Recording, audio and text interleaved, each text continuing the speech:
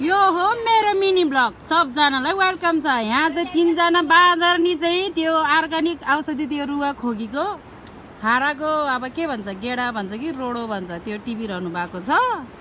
अनि यहाँ चाहिँ यति धेरै 3 जनाले 2 माना टिकिसक्यो।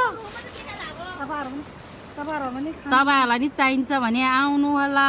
हाम्रो गाउँमा चाहिँ अर्गानिक औषधि पाइन्छ रुवा खोकीको। अब जाडो महिनामा चाहिँ धेरै जसो मान्छेहरू एकदम रुवा लाग्छ नि त, अनि दबाई खाए नि सन्चो हुँदैन, खोकेकै हुन्छ। तर हामी चाहिँ यस्तो खान्छ कि अलिअलि आगोमा डढाएर यो चिसो हाट्छ कि यो खाइसी चाहिँ। तर मलाई चाहिँ जहिले अनि यही खाएर चाहिँ अनि के भन्छन् रे सन्चो हुन्छ कि मेरो रुवा चाहिँ। अनि दबाई खाए नि सन्चै हुँदैन।